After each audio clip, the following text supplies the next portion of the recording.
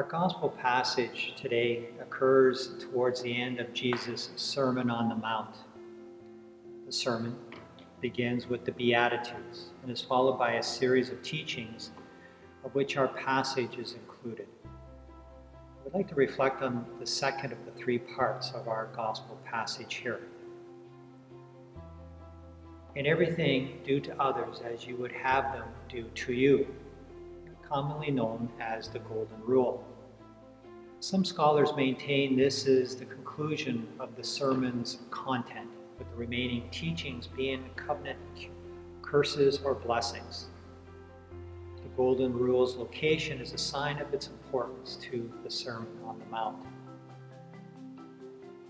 The Golden Rule does not come out of the blue. Here, as it has a history that is in the Hebrew Scriptures.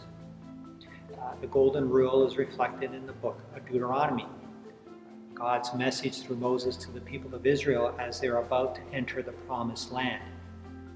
The Golden Rule is implied here within the context of its time. So chapter 15 in Deuteronomy. In the case of a Hebrew slave who has worked 6 years, he or she is to be given their freedom, along with a generous set of supplies to start anew. In this, Israel is reminded that they were once slaves and were given their freedom. Thus, they are to do the same for others. The book of Tobit also has a form of the Golden Rule.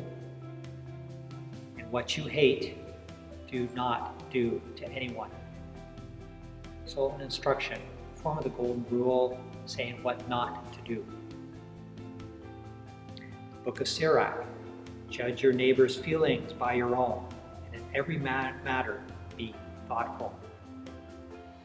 Other Jewish writings of the Old Testament period also reflect the Golden Rule. Greek philosophy by the 5th century BC had embraced the importance of the Golden Rule. And we can cite other main world religions, each having their own version of the rule. I would like to cite a more recent example, a witness to the Golden Rule. I was many years in Prince George, BC, and was involved with the local St. Vincent de Paul. Bernie and Jack are a couple who were very involved with St. Vincent's then and continue to be involved to this day. Before the beginning of a St. Vincent de Paul meal, Bernie would invite all gathered for a prayer.